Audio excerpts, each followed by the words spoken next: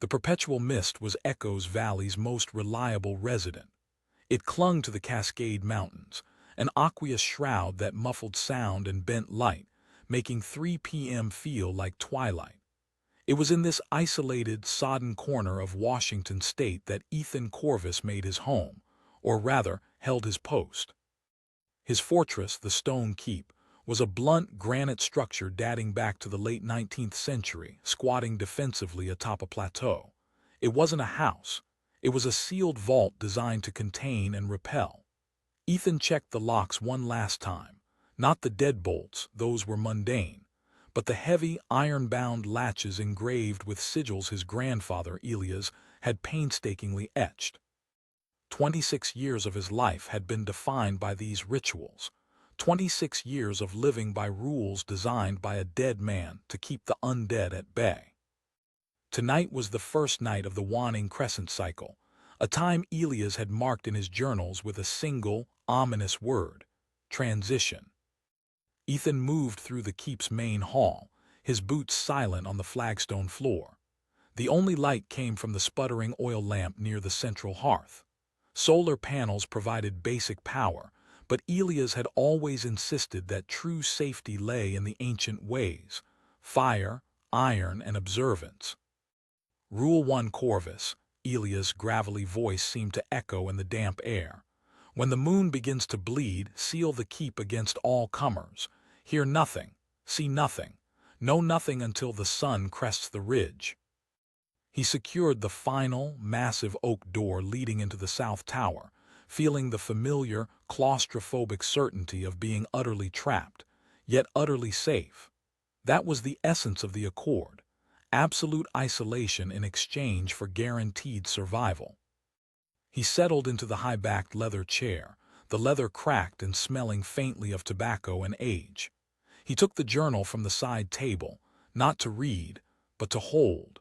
It was bound in black leather, filled with Elias' spidery script detailing the intricate, impossible rules of Echo's Valley. The mountains were silent. Ethan found himself thinking that phrase often, but it wasn't a natural silence. It was a pressurized, expectant void, broken only by the distant, hypnotic roar of the Bloodfall Cascades, a sound he had internalized since childhood. This valley, resting on an ancient nexus point, was a theater for entities that existed on the periphery of reality, and Elias Corvus had been their reluctant stage manager. Around 21:00 hours, the silence broke. It was not a snap of a twig or the foraging scrape of a bear. It was a single, deliberate thud, heavy, calculated, the sound of massive leather-bound boots meeting damp earth. Ethan set the journal down, his breath catching in his throat. This was no surprise. He knew the pattern. But tonight, the weight felt different, heavier, carrying an undercurrent of impatience he hadn't detected before. The Warden. The Warden was the primary enforcer of the periphery, the physical manifestation of the boundary. Elias' first encounter with him had yielded Rule 1. The Warden was inspecting the perimeter. Thud, the pace was slow, agonizingly measured. Thud. It circled the keep, moving from the north curtain wall towards the west. Ethan listened, his muscles rigid, following the movement in his mind's eye. The Warden's footsteps were usually a warning, a reminder that the accord was in effect and the keep was off-limits. Tonight, however, the pattern shifted. When the Warden reached the granite wall of the west wing, the deliberate pace paused. Instead of moving on, there was a brief, guttural sound, like a heavy breath, and then a focused scrape. Ethan crept to the nearest loophole window, concealed by a heavy velvet curtain. He pulled back the fabric just enough to allow a vertical sliver of vision. The crescent moon, though faint, cast enough light through the thinning mist to illuminate the figure. The Warden stood maybe 20 feet from the wall. He was colossal, easily 7 feet tall, draped in crudely stitched layers of hide and blackened leather. His face was obscured by a smooth, blank mask of sculpted oak, featureless save for 2 small, vacant slits where eyes should be. The Warden wasn't just patrolling, he was inspecting the foundation. As Ethan watched, the warden raised a monstrously gloved hand. The glove itself was studded with fragments of fossilized bone. He placed the heel of the palm against the cold, wet granite, and then, slowly, deliberately, he pushed. A low, grinding sound resonated through the wall and into the keep's structure. It wasn't an aggressive smash, but a focused, sustained pressure. It was a test, a way of asking, how much longer can this hold? The moment stretched. Ethan felt the faint, almost imperceptible vibration in his soles. The warden held the pose for what felt like eternity, his featureless oak mask tilted slightly towards Ethan's position. Their eyes met through the curtain gap. Or rather, Ethan stared into the vacant slits where the warden's eyes should have been, and felt unmistakably that he was being observed, assessed. Elia's voice, sharp as a switch. "If one of them sees you, Corvus, do not look away. Do not bolt. Show them you understand the gravity of the gaze. Retreat with intention." Ethan held the stare. He took one slow, deliberate step back, his spine straight. The warden's head did not move, but the feeling of being tracked intensified. He took another step, then a third, until he was swallowed by the shadows of the hall, the angle of the window finally breaking the line of sight. His heart wasn't racing from fear. It was thrumming with the adrenaline of absolute protocol adherence. He had faced the gaze and survived. He returned to his chair. After a few minutes of oppressive silence, the heavy thud resumed, but now it was interspersed with a new sound, a dull, rhythmic drag. The warden wasn't merely circling. He was now deliberately dragging something heavy and ragged behind him, perhaps a tool, perhaps something organic, etching a deeper, more permanent scar into the perimeter earth with every pass. The ritual continued for hours. The heavy pressure, the slow circle, the rhythmic drag. Each noise was a chisel chipping away at Ethan's sanity, reminding him that the boundaries were flimsy, held in place only by tradition and the strength of the gaze. Around 0300, the sound ceased abruptly. No fade, no retreat, just silence. The pressurized void returned. Ethan knew this meant the warden had simply stepped across the periphery, phasing back into the Cascade's deeper mysteries. He remained seated until the first weak light of dawn, gray and cold, seeped through the keep's upper windows. Only then did he allow himself the release of a long, shuddering breath. He unlocked the main door, the iron complaining loudly. The cold air rushed in, smelling of pine and ancient moss. He stepped onto the mossy threshold. The evidence of the night was brutally clear. Deep, boot-shaped indentations, far too large for a man, circled the entire perimeter. The earth was scarred by a continuous, straight furrow left by the rhythmic drag. But it was the keep's foundation that drew his focus. Where the warden had pressed his hand against the granite wall, a pattern had been etched. Not a symbol, but a complex microfracture, a spiderweb of cracks radiating from a central point. And at the very center of that fracture, driven almost imperceptibly into the mortar, lay a small, obsidian object. It was Elia's talisman of oath, a pendant of polished volcanic glass the old man had never once removed. It was the physical anchor of the accord, the guarantee of his impartiality. Now it was shattered, not merely broken, but cleaved into three distinct, sharp fragments. Ethan knelt and picked up the pieces. They were cold, impossibly smooth, and utterly lifeless. This was not a patrol. This was not a test. This was a message. The warden hadn't just inspected the perimeter. He had publicly, violently, and deliberately nullified the physical object of the old accord. The balance was broken. The rules were no longer binding. Ethan stood, the cold weight of the obsidian fragments heavy in his palm. The mist, always present, suddenly felt less like a protective veil and more like a shroud closing in. He looked towards the west, where the bloodfall cascades roared, knowing that the breach of the accord would certainly draw the attention of the entity bound by the running water. The Siren of the mist would be waiting, and she would not be silent. The shards of the talisman of oath felt like frozen daggers in Ethan's pocket. They were cold, dead proof that the truce was over. Elias had insisted on the most sacred of his rules: never investigate the Warden's path after the gaze is broken. Curiosity, Elias warned, was the first chink in the Corvus armor. But the accord was already shattered. Protocol was now useless. Ethan strapped on his heavier hiking boots, loaded his pack with rations, and grabbed the antique hunting rifle, a gesture more for comfort than defense against the entities that stalked this valley. He had to follow the Warden's path. The massive bootprints and the unnervingly straight furrow left by the drag led directly towards the western ridge, the steepest ascent, and inevitably the Bloodfall Cascades. The perpetual mist of Echo's Valley was heavier this morning, clinging to the towering ancient cedars like wet wool. The air tasted of pine sap and ozone. Following the Warden was not difficult. The entity's passage was marked by destruction. Saplings were snapped cleanly, and rocks weighing hundreds of pounds had been displaced by the sheer force of its steps. Ethan had to move carefully, avoiding stepping into the prints themselves, as if the soil held a lingering toxicity. The sound of the cascades grew from a distant roar to a deafening thunder. The Bloodfall Cascades were so named not for any gore, but for the iron-rich sediment that stained the water a deep, unsettling crimson as it crashed down a sheer granite face. Elias had taught him that running water was a natural barrier, a boundary of pure, chaotic flow that few non-corporeal entities could cross. He crested the final rocky ridge. Below him, the valley floor fell away into a chasm where the cascades plummeted.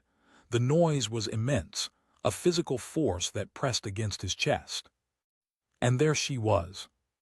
She stood 20 yards away, at the very edge of the churning, crimson pool, where the water gathered before flowing down into the lower creek system.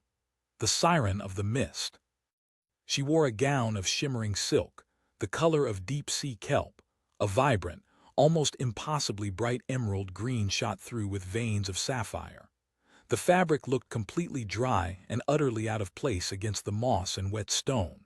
Her back was to him, her posture one of serene, timeless contemplation, her long, dark hair flowing freely over her shoulders. Ethan felt a sudden, irrational urge to move closer, to apologize for intruding on her solitude. Her mere presence was a hypnotic suggestion of peace, a dangerous antidote to the anxiety that had been clawing at him since dawn.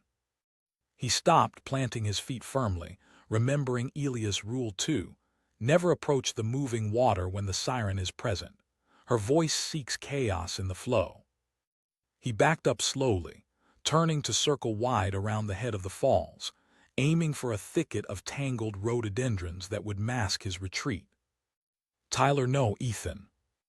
The voice was not loud. It was soft, melodic, yet it cut through the deafening roar of the cascades with crystalline clarity. It didn't seem to reach his ears through the air. It resonated directly inside his skull, vibrating the bones behind his eyes. He froze. "She knows my name, and not just his name." The subtle correction, Tyler, was the name Elias had used decades ago to test her observance of the gaze.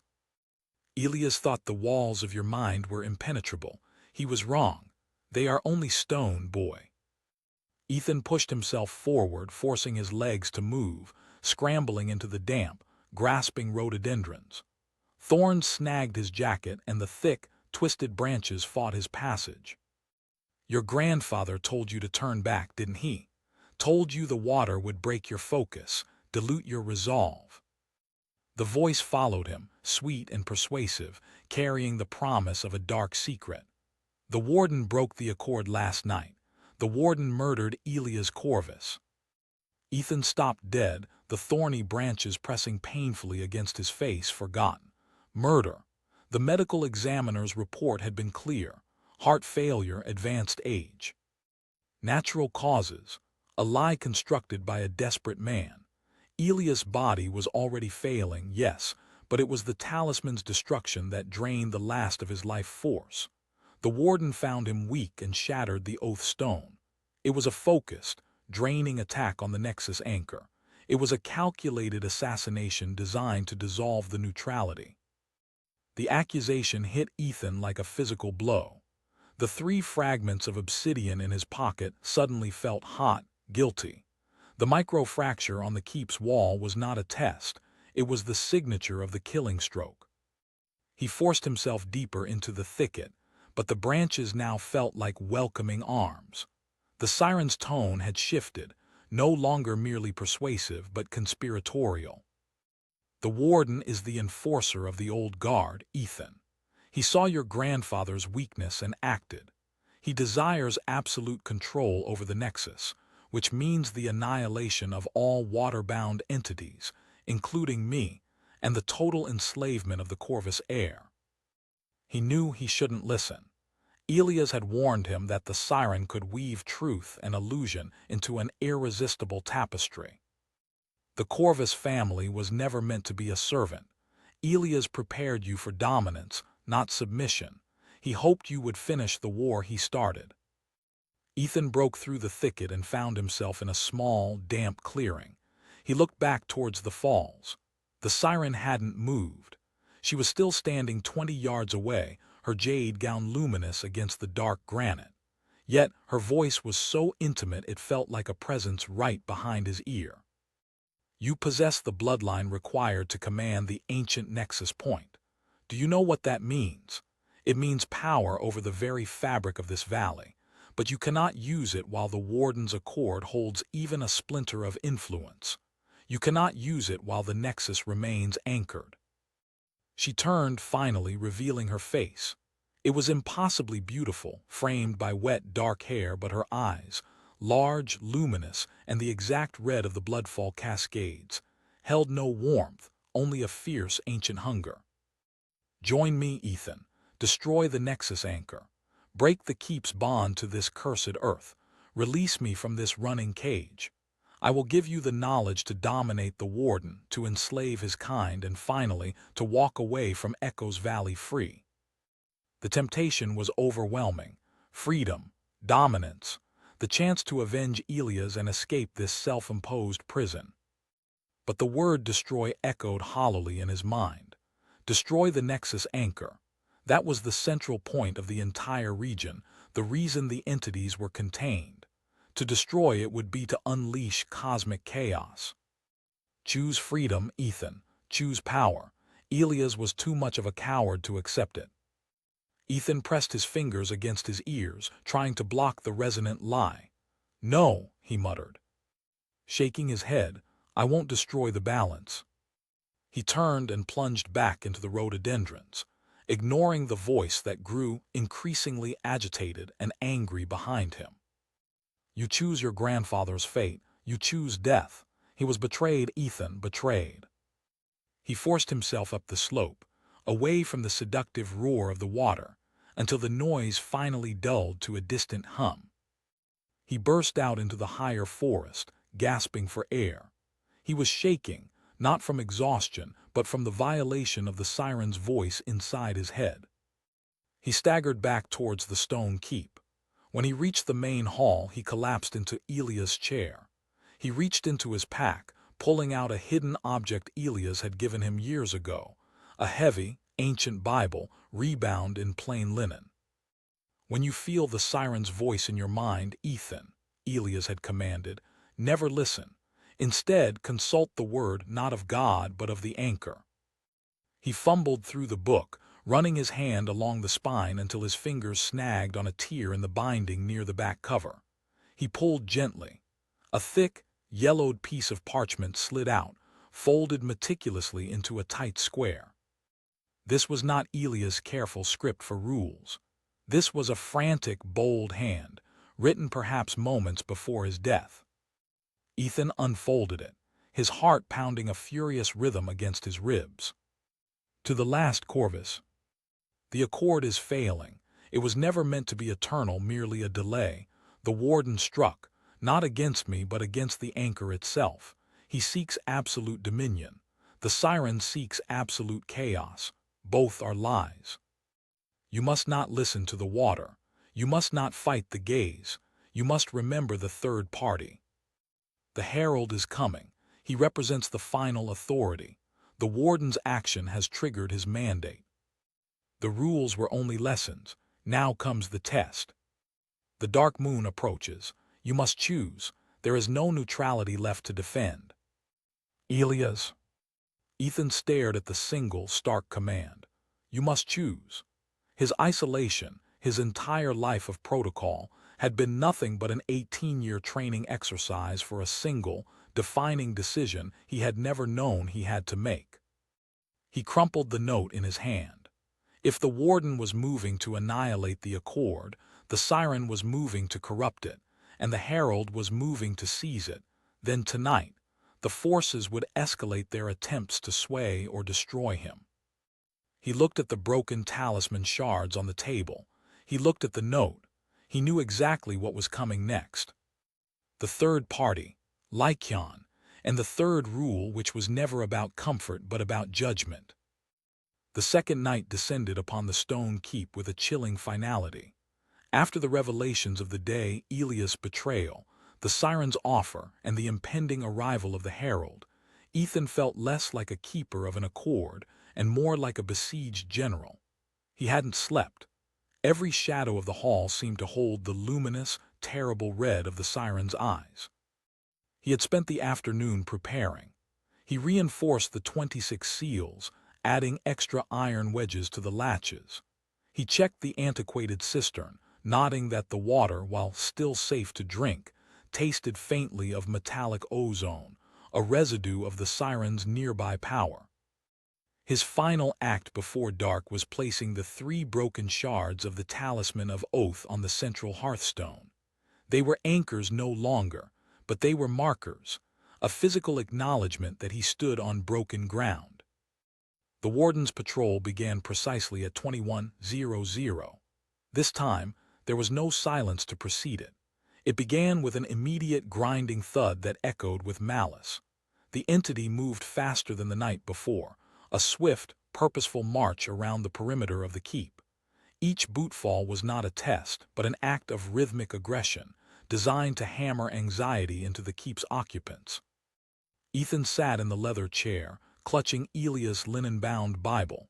He waited for the drag, the signature scrape that marked the Warden's destructive path. But the drag never came. Instead, the heavy footsteps halted abruptly near the north wall, the side facing the steepest, darkest ravines of the valley. Silence, not the pressurized void of the previous night, but a strained silence, thick with anticipation. Then a sound, a wet, frantic chittering from the forest line, followed by the slithering, unsettling noise of something low and desperate moving through the brush. It was a feral ghoul, one of the lesser entities, a scavenger of lost memories and decaying matter, often drawn by the energy bleed of a collapsing accord. Ethan had never heard one so close to the keep. Elias' Rule 3, rarely spoken, now hissed in his memory. When the desperate are near, the true entities send their hounds, but when the keep is threatened, Lycaon will pass judgment. The ghoul continued its panicked movements, clawing at the earth. Then the chittering stopped. There was a pause, and then a sound that froze Ethan's blood. A voice. It was soft, delicate, and achingly familiar. "Ethan, my little one, why is it so cold? I can't see you." It was his mother's voice. The voice he hadn't heard since he was 8 years old, right before the accident that took her life outside the valley. The ghoul wasn't mimicking the voice. It was dredging the memory from his deepest subconscious, weaponizing his grief. Tears sprang instantly to his eyes. He lunged forward in the chair, hands gripping the arms so hard his knuckles turned white. She's lost. She's out there in the cold. The emotional manipulation was absolute, overriding all logical protocol. "Please, Ethan, open the door. I just need to come in, I'm so confused." The voice shifted slightly, becoming more urgent, tinged with that desperate, pleading tone she used just before she died. "It's dark, Ethan. Open the latch, please. Don't leave me out here." He was on his feet, stumbling towards the south door, the largest, most heavily sealed entrance. His mind screamed protocol, but his heart screamed mother. He fumbled for the nearest iron seal. "I'm sorry I was so wrong to leave you. Just let me hold you once more, my boy." His fingers touched the cold iron. He was one wrench away from breaking the seal and inviting the ghoul's foul emptiness into the keep. A low, resonant sound, not a bark but a profound bass growl, split the night air. It came from the perimeter, a sound so deep it didn't just reach his ears. It vibrated in his teeth and rattled the glass panes of the high loophole windows. It was Lycaon. The growl was not a warning to Ethan, but a focused sonic assault against the feral ghoul. The voice of his mother immediately shattered, dissolving into a screech of pure static and pain. The chittering resumed, now terrified and retreating, moving away from the keep at a desperate pace. The warden's footsteps, which had been silent during the attack, resumed instantly, following the fleeing ghoul. The warden was clearing his perimeter. But Lycaon did not follow. Instead, the enormous wolf materialized directly on the south threshold. One moment the granite was empty, blanketed in mist. The next, a colossal figure of muscle and fur, the color of wet river stones, stood framed in the doorway. This was no pet. Lycaon was a beast of terrible gravity. Its coat was thick and matted with dampness, its muscles coiled like watch springs, and its eyes, when they fixed on Ethan, were twin pools of amber fire, intelligent and severely judgmental. Lycaon took 2 measured steps into the hall. He was clearly a guardian spirit, a being of immense, controlled power, his very presence pushing the mist away from the keep's interior. He stared at the south door, the door Ethan had almost opened, and then shifted his gaze to the broken talisman shards on the hearth. He lowered his massive head, sniffing the obsidian pieces. A low, frustrated whimper escaped him, confirming the sentinel knew the rules were broken. Lycaon then moved with a terrifying precision towards the door itself. Ethan watched, paralyzed, as the wolf raised its enormous right forepaw. The paw was tipped with claws the size of carving knives, glowing with a faint, pale luminescence. The beast didn't scratch playfully. It drove its claws directly into the massive oak, right where Ethan's hand had rested moments before. Scratch, rip, gouge. The sound was jarring, tearing wood and metal as if they were wet tissue. Lycaon carved 3 deep, ritualistic furrows into the oak, destroying the heavy iron latch in the process. He wasn't damaging the integrity of the keep. He was performing a rite. He released the door, pulling his paw back. A thin stream of blood, not Lycaon's but a viscous, black fluid drawn from the corrupted wood, oozed from the wounds. Lycaon turned to face Ethan, still sitting rigid in his chair. The amber eyes held a fleeting moment of what might have been pity or perhaps scorn for his weakness. The message was clear. You faltered. I judged your failure and paid the price in kind. The guardian then strode to the center of the hall, positioning himself near the hearth, directly between Ethan and the door he had almost opened. He lay down with a heavy sigh, his massive chest rising and falling slowly, his attention fixed on the outside. His presence radiated a palpable, absolute certainty of defense. He had claimed the post. Ethan understood. Rule 3 wasn't about the physical appearance of the guardian. It was about the judgment of the anchor. Lycaon only appeared when the keeper's will was compromised, and his immediate, violent action was a necessary ritual to reconsecrate the broken seals. By tearing the wood, Lycaon was drawing out the corruption and reinforcing the threshold with his own raw, protective magic. The realization brought a fresh wave of cold sweat. Lycaon was bound by the accord, but he was not Ethan's friend.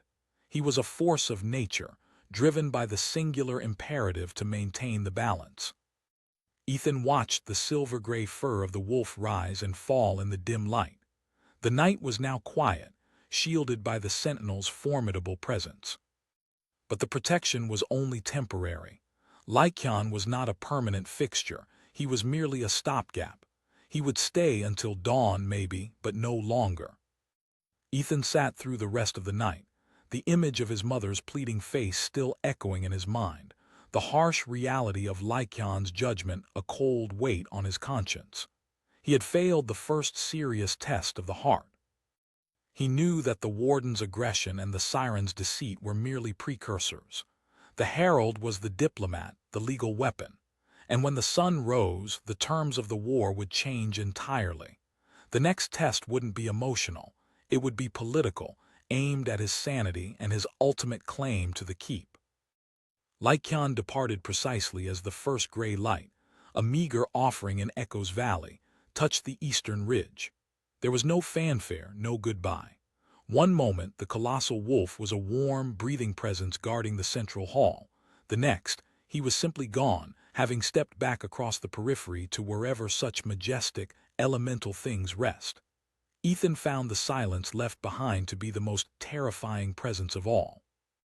The keep's interior felt hollowed out, the shadows deeper in the corners where Lycaon's luminescence had fought them back all night. Ethan stood over the ravaged south door. The raw, splintered oak where Lycaon had driven his claws still bled a slow, tar-like sap. It was a scar, but a sanctified one, a testament to the judgment that had saved his heart from the ghoul's emotional weapon.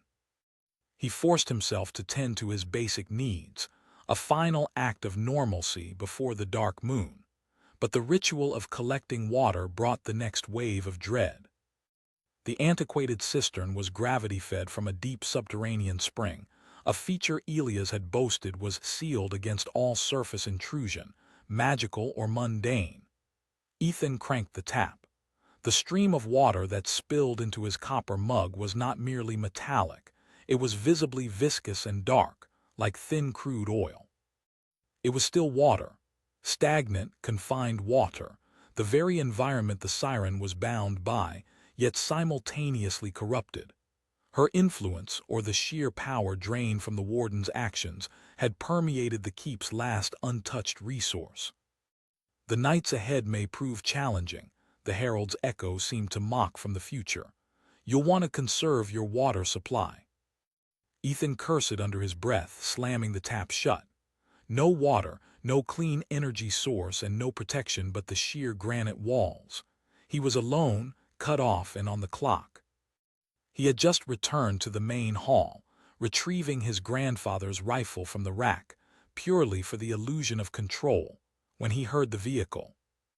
It was the impossible sound that shattered the illusion of the valley's isolation, the high-pitched, insistent whine of a modern engine, followed by the crunch of heavy-duty tires on the gravel track leading to the keep. Nothing motorized ever reached the stone keep. The magic of the Nexus usually bent reality to repel such incursions. Ethan looked out the loophole window. Emerging from the thinning mist was not an antique buggy or a ghostly rider, but a sleek, matte black armored SUV. It was an aesthetic violation of the valley. The driver's door opened. A figure stepped out with the unnerving precision of a military officer. The herald. He was impeccably dressed, his attire a stark contrast to the Warden's savage hides and the Siren's elemental silk. He wore a crisp suit of charcoal wool, an immaculately tied black silk tie, and instead of the green vest Elias had described in the journal, a vest of deep, oppressive crimson, the color of old, dried blood, or perhaps the color of a balance already tipped. He carried two items, a high-gloss leather briefcase and a slim, rolled umbrella, despite the fact that the mist had lifted into a light drizzle. He walked to the main door, the one Lycaon had just sanctified with claw marks, and paused, not in fear, but in formal deference to the raw power of the keep. He then raised a hand and rapped 3 times with the head of his umbrella. The sound was thin and polite, yet demanded the attention of every stone in the fortress. Ethan hesitated for only a moment. He knew the protocol for this entity. Elia's final, unspoken instruction was clear. The Warden tests the body. The Siren tests the soul. The herald tests the claim. You must face him on your own ground. He unlatched the heavy bar of the main entrance, pulling the door inward. The herald stepped over the threshold, his polished shoes silent on the flagstone. He showed no surprise at the 3 gashes Lycion had left on the wood, nor at the rifle loosely held in Ethan's hand. He simply closed the umbrella with a crisp snap and placed it neatly beside the wall. "Mr. Corvus," the herald said, his voice smooth and utterly devoid of mountain accent or magical resonance. It was the voice of a man who dealt exclusively in contracts and liabilities. "My name is Agent Thorn. I represent the High Authority, otherwise known as the Consortium of Interplanar Sovereignty and Legal Reclamation." He placed the briefcase on the heavy oak table, the same table where Elias had hosted him countless times, and clicked the twin chrome latches open. "I have been dispatched due to the formal dissolution of the Elias Corvus Accord ECA as of 03:00 hours this morning, a matter confirmed by the physical nullification of the Talisman of Oath." Thorn did not wait for Ethan to speak. He was operating on a predetermined schedule. He pulled out a sheaf of documents, impeccably printed and bound. "The ECA, as you know, established the Stone Keep and its associated territory as a Class C neutral zone, based on your grandfather's ability to act as a fair, impartial, and expendable witness. With all due respect, your family's isolation was not a privilege, Mr. Corvus. It was a service contract." Ethan felt the rage building, the cold, impersonal reduction of his life and his grandfather's sacrifice to a legal term. Expendable, he died upholding that contract. Thorn tilted his head, a gesture of purely professional sympathy. "Indeed, we acknowledge the service provided.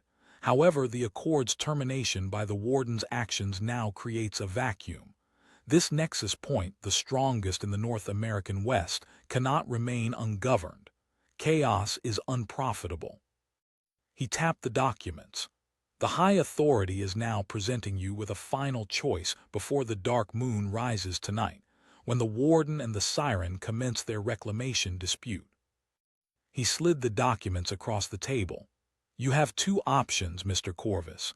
Both offer you guaranteed survival, a clear improvement over your current trajectory. Option A, full subordination. You cede all territorial claim and proprietary interest in the Stone Keep and the Nexus Point to the Consortium. In return, the High Authority will install a new, powerful anchor entity, and you will be issued a lifetime stewardship salary. You will receive quarterly payments, guaranteed medical coverage outside the valley, and complete, verifiable documentation proving you are legally removed from the Accord's obligations. You may leave the valley and never return. You will be free." Freedom, the Siren's promise, delivered with a better salary and health plan. It was the ultimate temptation, a legitimate escape from a cursed destiny. "And option B?" Ethan asked, his voice rough. Thorn smiled, the first genuine expression Ethan had seen, and it was colder than the mountain air. "Option B, the interim administrator. You remain on the premises, but as an interim administrative subordinate. You will be employed by the Consortium to observe, record, and report on the activities of the Warden and the Siren, using our proprietary data systems, of course. You receive the same salary, but you must never intervene. You remain here until the High Authority can safely install their permanent anchor." Thorn leaned forward, his crimson vest seeming to glow ominously. "Understand this, Mr. Corvus. Both options are conditional on your immediate signed consent. If you refuse both, the Consortium will view you as an unsanctioned element interfering with a critical asset transfer. When the dark moon rises, the keep will be legally nullified along with the ECA, and you will be left to the tender mercies of the ensuing conflict." He closed the briefcase with a decisive click. "We require your signature before 23:00 tonight. The choice is survival and legitimacy, or total, unsupported collapse. Neutrality, Mr. Corvus, is a dead contract. You cannot defend a balance that no one else recognizes." Thorn placed a business card, thick black, with silver embossed lettering on top of the contract. I will return at 23:00 for the documents. Do not attempt to communicate with the other parties until then. They are awaiting the outcome of this legal process. I suggest you decide quickly. Your time as an impartial witness is over. Now, you must become a tool. The herald turned, his movements economical and precise. He picked up his umbrella, opened the door, and stepped back out into the misty Echoes Valley. The black SUV started instantly, and with the crunch of gravel he was gone, leaving Ethan alone with the overwhelming scent of expensive cologne, the heavy weight of the contract, and the rapidly approaching deadline of the dark moon. Ethan looked at the contract. He looked at the window. He was being squeezed from three sides: betrayal, Warden, power, Siren, and law, herald. He walked to the contaminated cistern tap, forcing himself to look at the oily water. Elias had taught him that water created obligation. Now, his source of life was contaminated, his obligation demanded, and the old respect was gone. He knew he couldn't leave, nor could he submit to being a passive observer for a corporate entity. There had to be a third path, a path his grandfather had missed or perhaps deliberately hidden. He went to the linen-bound Bible, ripping the back cover fully off. The parchment note of warning had come from here. What else had Elias concealed in the anchor book? He ran his fingers inside the binding, feeling along the thick spine. His fingers scraped against something hard and sharp, not paper, but a small, carefully cut cavity in the leather. With effort he pried open the lining. Inside the spine was a long, thin, wooden object. It was a piece of petrified cedar, cut and carved into a single, worn key. It wasn't the key to any lock in the keep. It was the key to the Nexus itself. Attached to the key was a final, tiny note, written in an even more frantic hand than the last. The service was a lie. The balance requires a keeper, not a witness. You must use the key. Do not choose what they offer, choose what they need. Elias. Ethan stared at the wooden key. It was the only thing in the valley that hadn't been compromised. He now understood. Elias hadn't died a failed witness. He had died a failed usurper. He had tried to seize control and failed, leading to the Warden's decisive strike. Now Ethan held the chance to finish what his grandfather had started, not to flee, not to report, but to take command. He had less than 6 hours. The final hours before the dark moon were agonizing. Ethan stood in the center of the stone keep, the contract from the herald, Agent Thorne, a thick, meaningless weight on the table. Beside it lay the Siren's silent, pervasive influence in the form of the oily, stagnant water in the cistern. His heart, however, was focused entirely on the small, unassuming key of petrified cedar in his hand. Choose what they need, Elias' final, frantic message echoed. The Warden needed an anchor to enslave. The Siren needed a vacuum to unleash chaos. The herald needed an asset to profit. What did the Nexus itself need? It needed a linchpin, a keeper willing to sacrifice their life force to maintain the impossible equilibrium. Ethan knew where the Nexus point lay, deep beneath the central hearth of the keep. Elias had mentioned it once, a place of impossible geometry, a core of pure, unbridled energy where the dimensions met. The hearth was covered by a massive, centuries-old iron plate. Ethan knelt, ignoring the dust and the residual chilling effect of Lycaon's judgment. He ran his fingers along the rim of the plate, seeking a mechanism. There was no latch, no handle. He realized the iron plate was not a cover, it was a seal, a magical restraint. He held up the wooden key. It was not shaped like a modern tumbler key. Its tip was a blunt, four-sided pyramid. Ethan pressed the tip of the petrified cedar key firmly against the center of the iron plate. It took no force. The iron, which had resisted the Warden's strength and the Siren's corruption for 2 days, suddenly yielded with the silence of melting ice. A circular section of the plate, about 3 feet in diameter, slowly began to sink into the stone floor. revealing a shaft of absolute, impenetrable darkness below. As the seal opened, the atmosphere in the keep changed instantly. The silence of the valley was broken by a high-pitched hum, like the Earth's own frequency vibrating at the edge of hearing. The air crackled with static electricity, causing the hairs on Ethan's arms to rise. The nexus was open. He climbed down into the aperture. The drop was perhaps 15 feet, and he landed on a flat, smooth platform of basalt. The air here was warm and tasted sharply of metallic hydrogen. The room below was small and circular. In the center, suspended between 4 intricately carved pillars, was the nexus itself, a point of light so intense it seemed to pull the surrounding darkness towards it. It was not a star or a flame, but a swirling, chaotic vortex of rainbow energy, the size of a human heart, throbbing with terrifying power. It was the absolute junction of all realities. Ethan recognized the 4 pillars, one for Earth, Warden, one for Water, Siren, one for Order, Herald, and the 4th, carved with a symbol resembling a single, upright crow feather, for man, Corvus. The Corvus pillar was cracked through the center, the fracture running from base to ceiling, the result of the Warden's attack on Elias. It was draining the nexus energy, causing the whole valley to destabilize. He knew what Elias' final message meant. He had to replace the crack. He had to become the new linchpin. He climbed back up into the hall just as the first hint of the dark moon cycle began, the moment of zero light, when the magical barriers between worlds are at their thinnest. The sound of the converging entities was immediate and terrifying.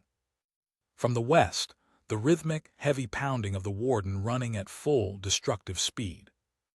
From the south, the haunting, mellifluous sound of the Siren's voice, no longer whispering in his mind, but ringing out across the valley, a spell of absolute despair and chaos. And from the gravel track, the precise, low hum of the Herald's black SUV returning exactly on time. Ethan waited at the front door, the wooden key clutched in his hand. The Herald arrived first, stepping out of the SUV with his briefcase, his crimson vest blazing in the gloom. He paused upon seeing the open floor of the hearth. His professional composure wavered for the first time. "Mr. Corvus," Thorne said, his voice hard, "you were advised not to interfere with the asset. What have you done?" "I have opened the site," Ethan said, his own voice steady despite the tremor in his knees. "And I have made my choice." "The contract expires now," Thorne snarled, dropping the briefcase.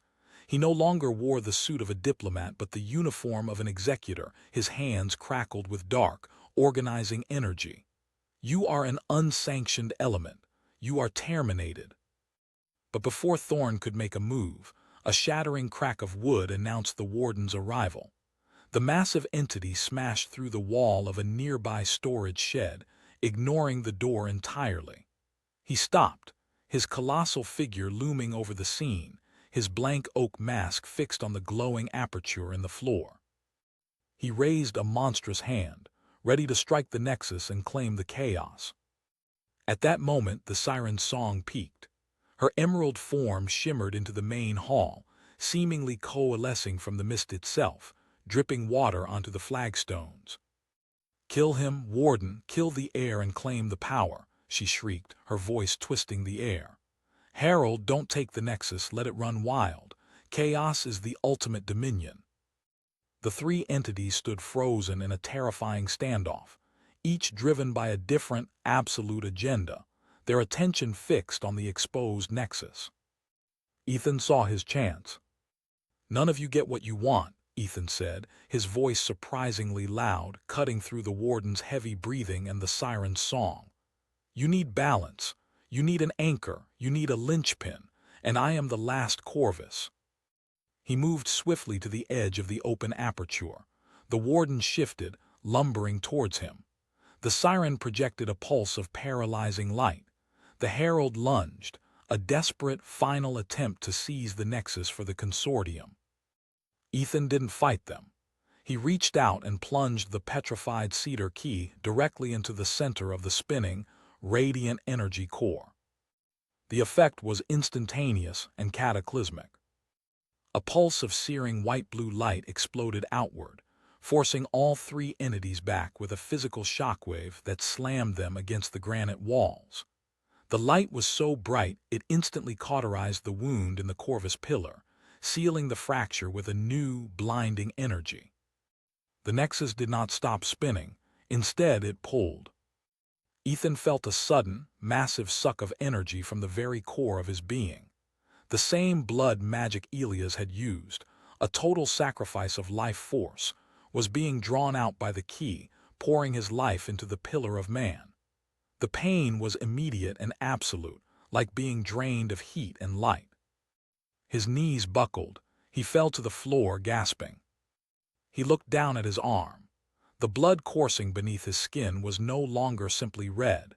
It was glowing, infused with the intense, radiant energy of the Nexus. He was not just repairing the pillar, he was becoming it. He was binding himself, body and soul, to the ancient Nexus point. He was not a witness. He was the anchor. The Warden roared, a sound of frustrated, agonizing pain. He saw his dream of domination shatter as the new, blindingly powerful anchor was established. The Siren screamed a high-pitched note of fury and betrayal, knowing her chaos was contained by a power stronger than the former accord. The Herald, Agent Thorn, fell to his knees. The energy surge had overloaded his intricate systems, smoke curling off his crimson vest. He looked up at Ethan, not with anger, but with the cold, calculated respect of one system recognizing a superior system. Ethan Corvus was no longer just a man. He was the linchpin. The energy drain stopped abruptly, leaving Ethan weak, chilled, and irrevocably altered. He was bound, but he was alive. He had chosen survival, not by running, but by accepting a fate far heavier than death. He pushed himself up, leaning against the cold granite. He still held the cedar key, which had now fused entirely with his palm. The dark moon was at its peak. The battle was over. The game had changed. He looked at the three entities, the Warden lumbering to his feet, the Siren simmering with contained fury, and the Herald attempting to reboot his damaged systems. Ethan knew exactly what his first act as the new anchor must be. He needed a rule set that wasn't about neutrality, but absolute dominion. The dark moon hung invisible over Echo's Valley, the point of zero light marking the start of a new, terrible dawn. Ethan Corvus stood up, pushing off the cold granite. He was weak, yes, but the weakness was merely physical. His spirit was suffused with the raw, throbbing power of the Nexus. The petrified cedar key had not simply fused with his palm. It had become an intricate, glowing extension of his very will, a device of absolute control. He was the linchpin. He was the high arbiter. The three great entities of the valley, the Warden, the Siren, and the Herald, were recovering from the shockwave. They were no longer aggressors, but entities now bound by a newly established superior force, the linchpin's blood.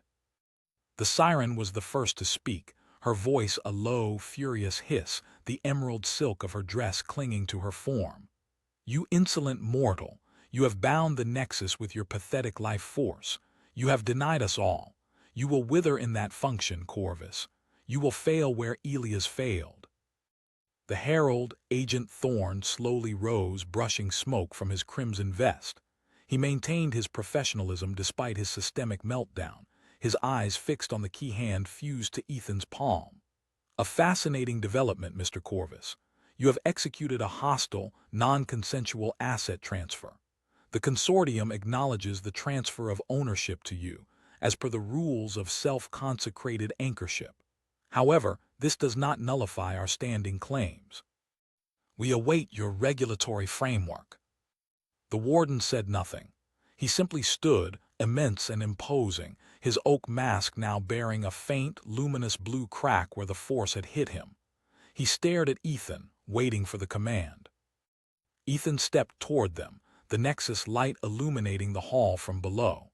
He felt the overwhelming urge to simply erase them, to use the Nexus to banish them back to their constituent elements. But he remembered Elia's note. The balance requires a keeper. He needed them to maintain the stasis, but they would now do so on his terms. The Elia's Corvus Accord is hereby dissolved. Ethan's voice rang out, no longer the uncertain tone of a keeper, but the firm, resonant declaration of a sovereign. The walls of the stone keep seemed to absorb the pronouncement, etching it into the very stone. I am Ethan Corvus, the linchpin, the high arbiter of Echo's Valley, the final vessel of the Nexus Point, he continued. You wanted the balance broken. You wanted me to choose sides. I choose only order defined by blood. He looked directly at Agent Thorne. Consortium of interplanar sovereignty and legal reclamation, your claim is now recognized only as a regulatory entity, subject to the new accord. You will provide the linchpin with all necessary resources, intelligence, and logistical support. You will monitor the perimeter, but you will not interfere, trespass, or attempt asset transfer. Your previous contract is void. Your penalty for violating this new accord is the instant dissolution of your systemic network and your legal identity across all adjacent planes. Thorne inclined his head, a single decisive nod. A reasonable term of service. We accept the parameters of the Iron Accord, High Arbiter. We find your system of dominion efficient. Ethan then turned his attention to the Siren of the Mist, who recoiled slightly as the Nexus light caught the deep pools of her eyes. Siren of the Mist, Ethan commanded. Your temptation and manipulation of the Keeper is hereby codified. You are permitted to exist only as a warning entity. You will no longer seek to corrupt the water source, which is now protected by the Nexus and my life force. You will confine your presence to the Bloodfall Cascades, and you will only speak to reveal one verifiable truth to any trespasser or entity who seeks you out. You will be bound by truth, not deceit. The penalty for violating this accord is eternal stagnation, the permanent encasement of your being in solid ice within the Nexus core. The Siren let out a sound that was half sob, half battle cry. You condemn me to honesty, to stillness. It is a slow death, Corvus. It is survival under my rule, Ethan countered. Accept it. The Siren threw back her head, then sank to her knees, the emerald silk pooling around her like water receding. I am bound, linchpin. Finally, Ethan turned to the colossal, silent Warden. The Warden was the most dangerous, the embodiment of brute force and territorial pride. The Warden, Ethan pronounced, his voice dropping to a low, powerful register. Your function is no longer to patrol a neutral zone. Your function is now to act as my executor of judgment. You will observe all violations of this Iron Accord. You will receive the linchpin's express specific command. You will not act on your own initiative or instinct. You will strike only when commanded with the full channeled force of the Nexus. Your penalty for violating this accord is the immediate, permanent removal of your intelligence, reducing you to a mindless, feral ghoul.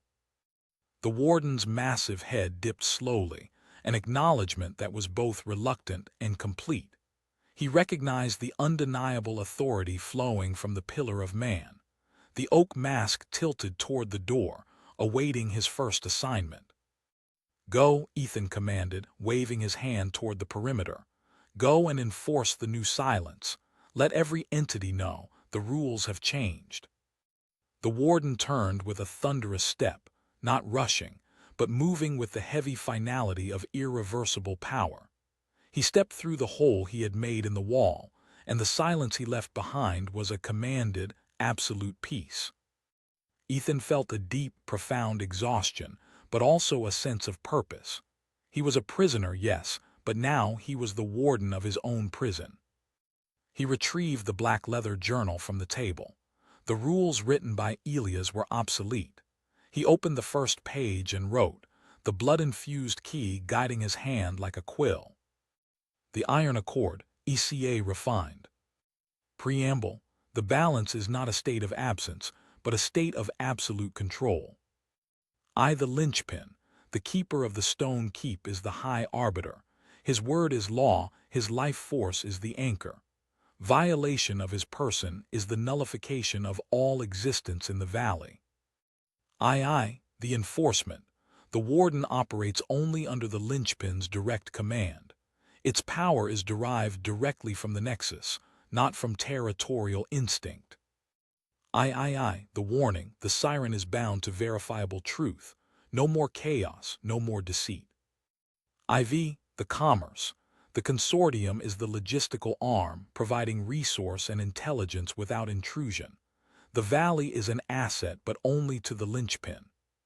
He closed the journal and sighed, running his free hand over his face. He was bound, irrevocably, to this cold, mist-shrouded valley, his connection to the outside world severed, replaced only by Agent Thorne's regulated surveillance. Just then he heard a scratching sound, a familiar, soft, insistent sound on the door, not the rhythmic thud of the warden, nor the desperate clawing of the ghoul. He opened the door. Lycaon, the colossal silver-gray wolf, sat on the threshold. He didn't come inside. He looked up at Ethan, his amber eyes no longer judgmental but acknowledging the immense shift in power. Lycaon was the only entity in the valley whose existence wasn't governed by the accord. He was governed by the balance. Lycaon lowered his massive head and licked Ethan's hand. The hand fused with the key. It was a gesture of respect, a silent affirmation of his new status. The guardian of the balance had accepted his new master. With a final, silent nod, Lycaon turned and melted into the rising morning mist, patrolling the outer ring, no longer guarding the keep from the linchpin, but protecting the linchpin's dominion. Ethan Corvus closed the door, the heavy oak now a boundary of his own design. He walked to the nexus aperture, used the power fused to his palm to command the iron plate to reseal, and then collapsed into Elia's chair. He was the most powerful being in the valley, but he was utterly alone, destined to spend his life holding the chaotic edges of reality apart with his own heart. The iron accord had been forged, and the linchpin would hold.